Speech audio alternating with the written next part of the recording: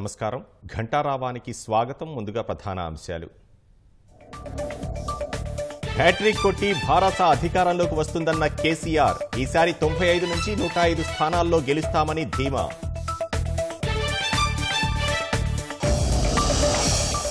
రాష్ట్రంలో సంపదంతా ఒకే కుటుంబం చేతుల్లోకి వెళ్లింది. దోచుకున్నదంతా ప్రజలకు పంచిపెడతామన్న రాహుల్ గాంధీ.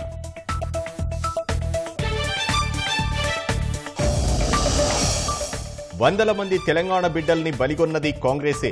రాష్ట్రానికి మరోసారి భారాస పాలన అవసరమన్న కేటీఆర్.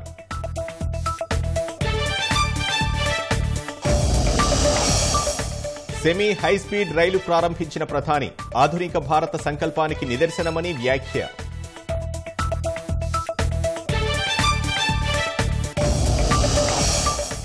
ప్రజాస్వామ్య విధానాలను అత్తానికి హమాస్, రష్యా యత్నాలు. ఉగ్రవాద సంబంధ శక్తులను గెలవనీయబోమన్న బైడెన్.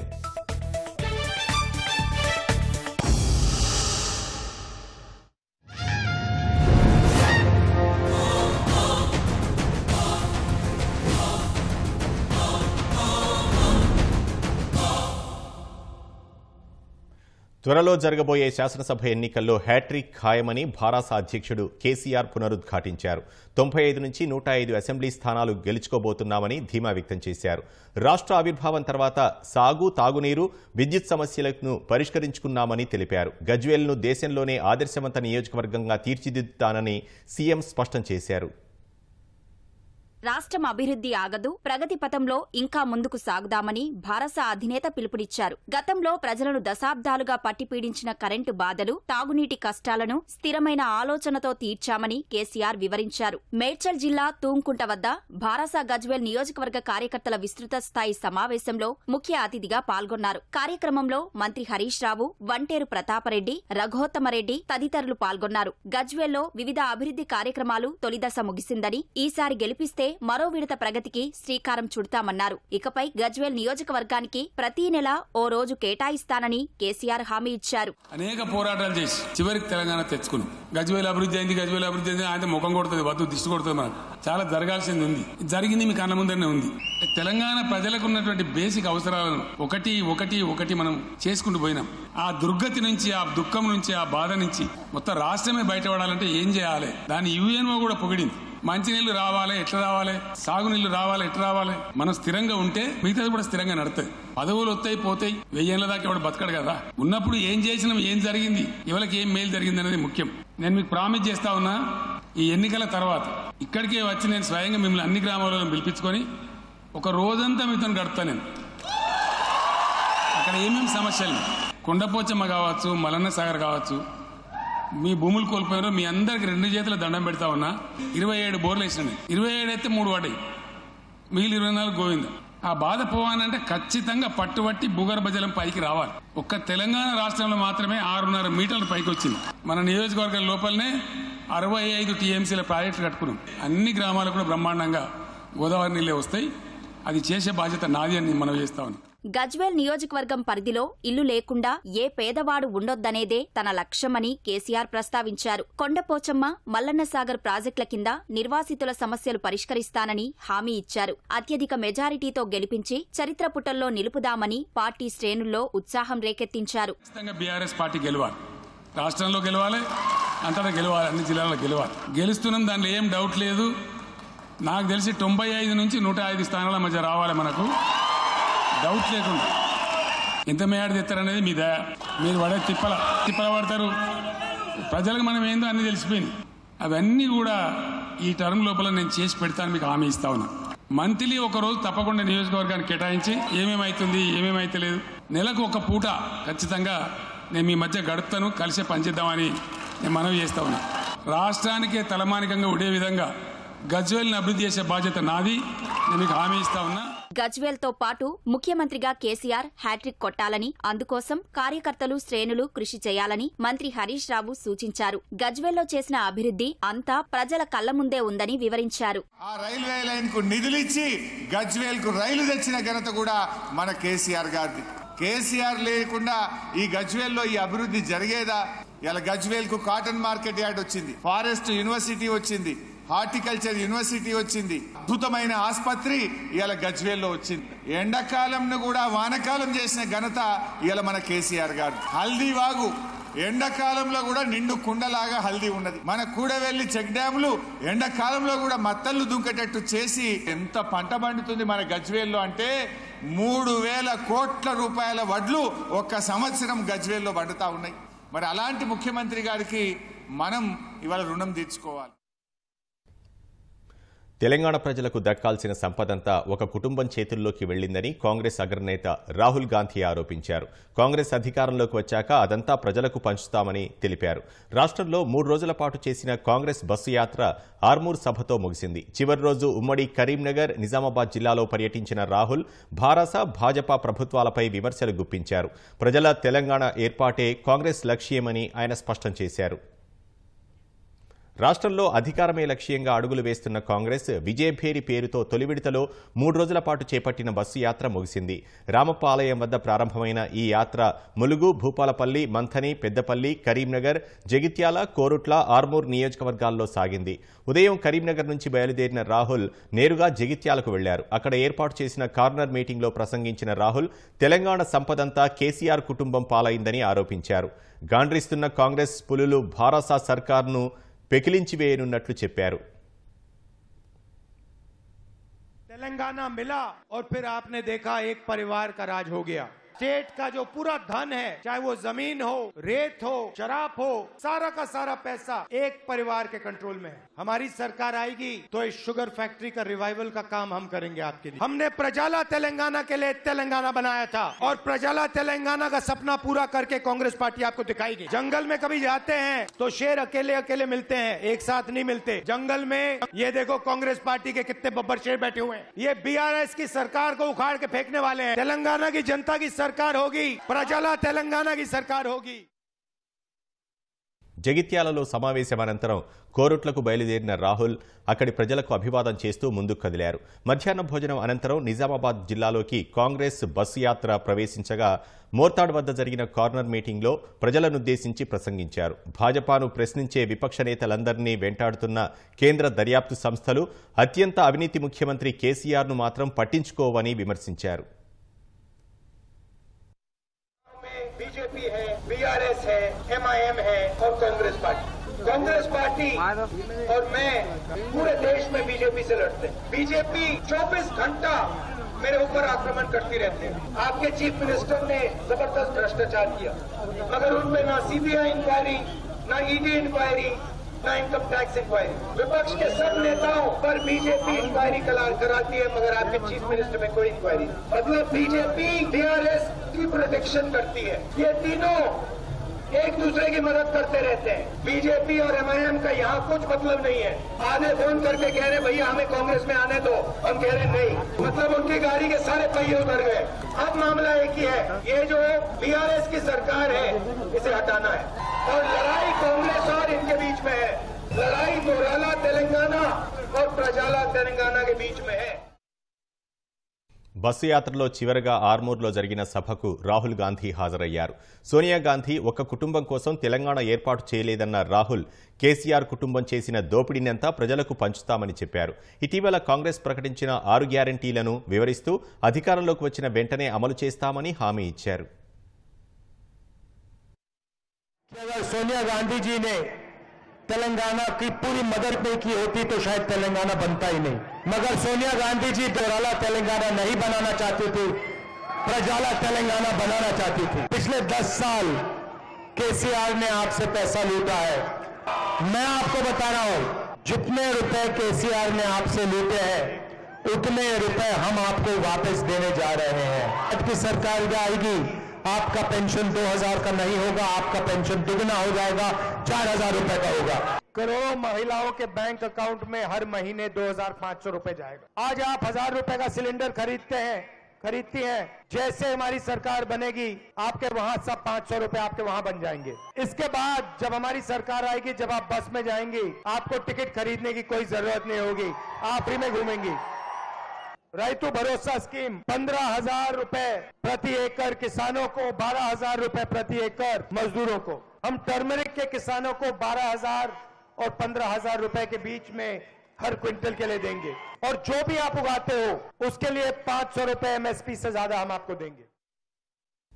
ఆర్మూర్ సమావేశంలో ఖానాపూర్ ఎమ్మెల్యే రేఖానాయక్, ముథోల్ మాజీ ఎమ్మెల్యే నారాయణరావు పాటిల్ రాహుల్ గాంధీ సమక్షంలో కాంగ్రెస్లో చేరారు. చివరి రోజు కొండగట్టు, గంగాధరతో పాటు నిజామాబాద్ జిల్లాలోని మరిన్ని ప్రాంతాలకు వెళ్లాల్సి ఉండగా ఢిల్లీలో రాహుల్ కార్యక్రమాల దృష్ట్యా షెడ్యూల్లో మార్పులు చేశారు. ఈ కారణంగా ఆర్మూర్ సభ నుంచి రోడ్డు మార్గంలో శంషాబాద్ విమానాశ్రయానికి బయలుదేరి అక్కడి నుంచి రాహుల్ ఢిల్లీ పయనమయ్యారు.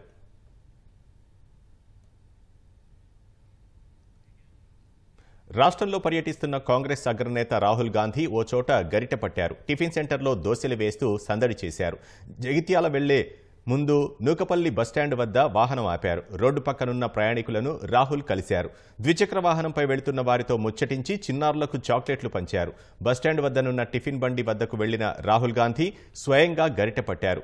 టిఫిన్ బండి వద్ద దోశలు వేశారు. టిఫిన్ బండి నిర్వాహకుడితో మాట్లాడిన రాహుల్ వారి ఆదాయం, ఖర్చుల గురించి తెలుసుకున్నారు.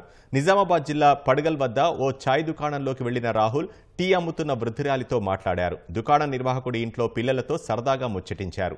వారందరికీ చాక్లెట్లు పంచుతూ సందడి చేశారు.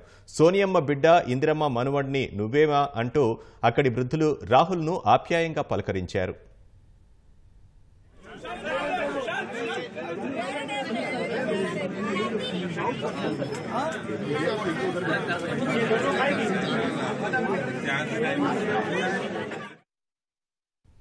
నిత్యం వాగ్వాదాలతో భగ్గుమనే గాంధీభవన్లో ప్రశాంతత నెలకొంది. తరచూ కుమ్ములాటలతో రగిలిపోయే నేతలంతా ఒకే బండెక్కారు. నువ్వా నేనా అంటూ ఒకరికొకరు వెనక్కి లాక్కునే నేతలంతా ఐక్యతా రాగం వినిపిస్తున్నారు.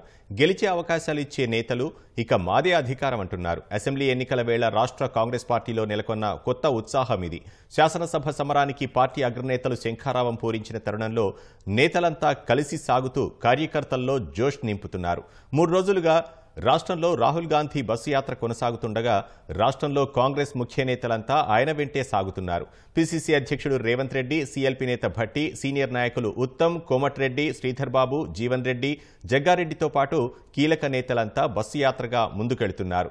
పార్టీలో తరచూ కలహాలతో కార్యకర్తల్లో అసహనం పెరిగిపోయిన నేపథ్యంలో ఈసారి గెలిపే లక్ష్యంగా అడుగులు వేస్తున్న అధిష్టానం రాష్ట్ర నేతలు సైతం గీత దాటకుండా పర్యవేక్షిస్తోంది. పార్టీకి సైతం కొత్త ఊపు రావడంతో అధికారం తమదేనని హస్తం నేతలు ధీమా వ్యక్తం చేస్తున్నారు. కాంగ్రెస్ అగ్రనేత రాహుల్ గాంధీతో తెలంగాణ జనసమితి అధ్యక్షుడు ఆచార్య కోదండరాం సమావేశమయ్యారు. కరీంనగర్ వేదికగా జరిగిన ఈ భేటీలో రాష్ట్రంలో రాజకీయ పరిస్థితులు, ఎన్నికలపై చర్చించినట్లు కాంగ్రెస్ వర్గాలు తెలిపాయి. ప్రజాస్వామిక తెలంగాణ కోసమే రాహుల్తో సమావేశమైనట్లు కోదండరాం చెప్పారు.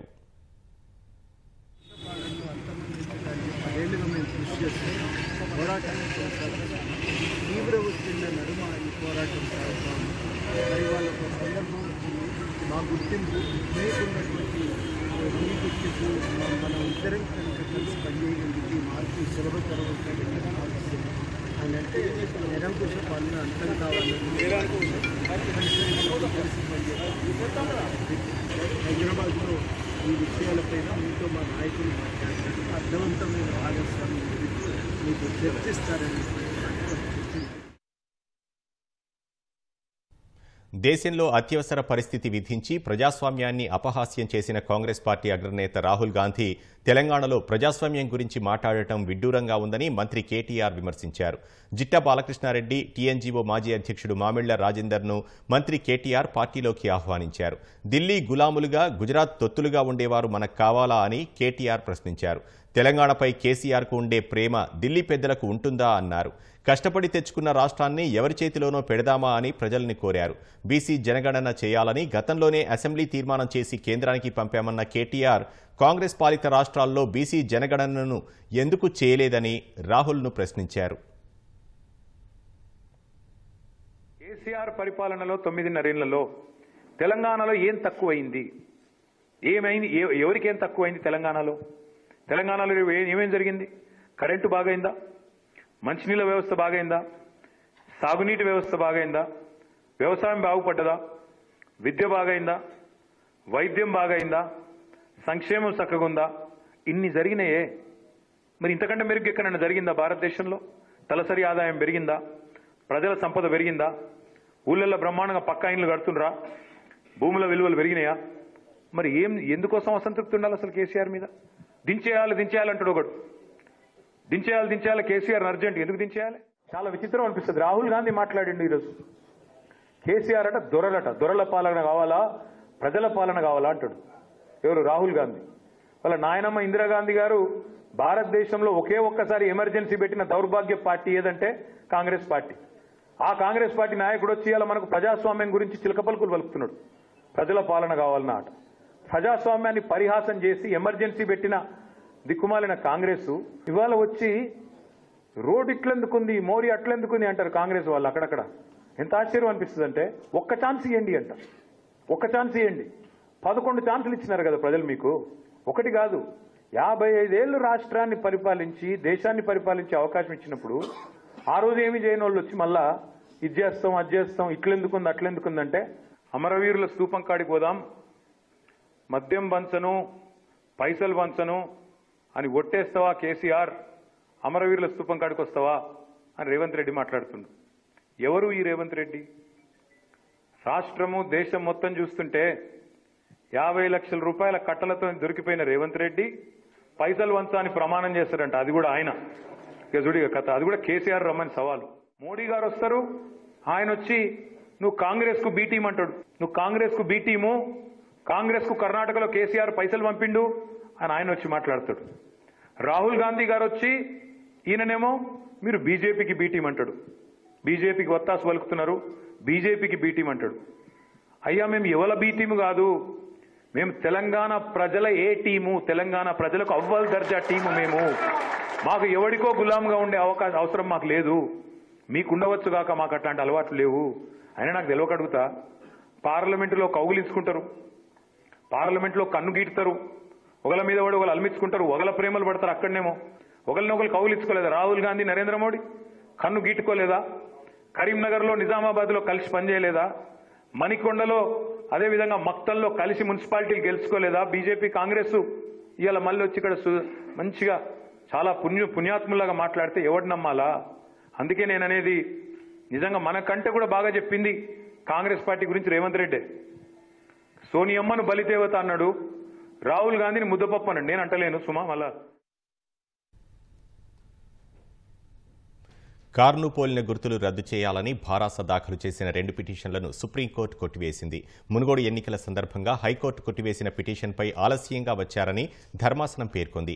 అధికార పార్టీ అయి ఉండి 240 రోజులు ఆలస్యంగా ఎలా వస్తారని ధర్మాసనం ప్రశ్నించింది. పిటిషన్ను విచారణకు చేపట్టడం సాధ్యం కాదని తేల్చి చెప్పింది.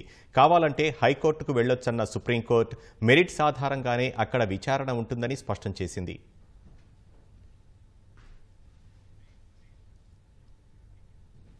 రాష్ట్రాలు అభివృద్ధి చెందితేనే దేశం పురోగమిస్తుందని తాను విశ్వసిస్తున్నట్లు ప్రధాని నరేంద్ర మోదీ అన్నారు. దేశీయ తొలి ప్రాంతీయ సెమీ హైస్పీడ్ రైలు నమో భారత్ను ప్రధాని ఉత్తరప్రదేశ్ సీఎం యోగి ఆదిత్యనాథ్తో కలిసి ప్రారంభించారు. అనంతరం నమో రైల్లో ప్రయాణించిన ప్రధాని పాఠశాల విద్యార్థులు, రైలు సిబ్బందితో ముచ్చటించారు. భారత్ మొట్టమొదటి ర్యాపిడ్ రైలు సేవల ప్రారంభాన్ని చారిత్రాత్మక క్షుణ్ణంగా అభివర్ణించిన ప్రధాని దేశం ప్రగతి పథంలో పరుగులు పెడుతోందని అన్నారు. ఈ దశాబ్దం చివరి నాటికి వందే భారత్, నమో భారత్ రైళ్లను కలుపుతూ రైల్వేలను ఆధునికీకరించిన వ్యవస్థగా మారుస్తామని మోదీ తెలిపారు. భారత్ అన్ని రంగాల్లో వేగంగా పురోగమిస్తుందన్న ప్రధాని సొంత వ్యోమనౌకలో చంద్రునిపైకి వ్యోమగామిని పంపే రోజు ఎంతో దూరంలో లేదన్నారు.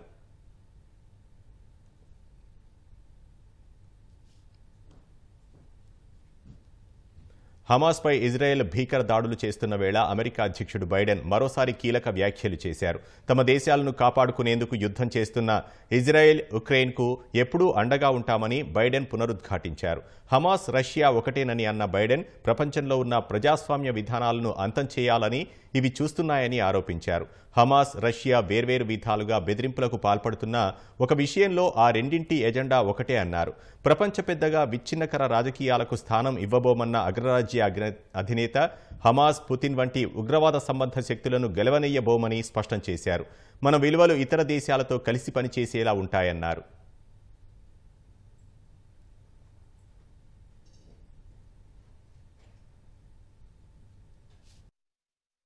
బతుకమ్మ బతుకమ్మ ఉయ్యాలో, బంగారు బతుకమ్మ ఉయ్యాలో.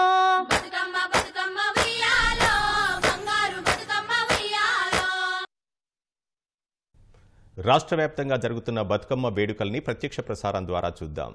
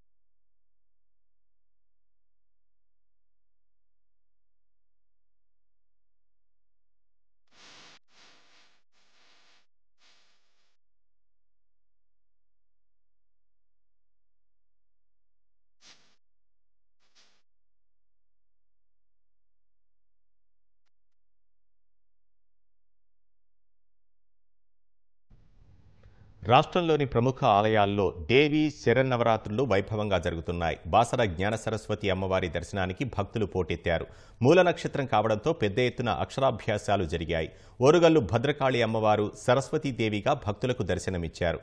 అమ్మవారిని భక్తులు తమ పిల్లలతో కలిసి దర్శించుకున్నారు. భద్రాద్రి రామయ్య సన్నిధిలో శ్రీ లక్ష్మీ తాయారు అమ్మవారు విజయలక్ష్మి అలంకరణలో భక్తులకు దర్శనమిచ్చారు.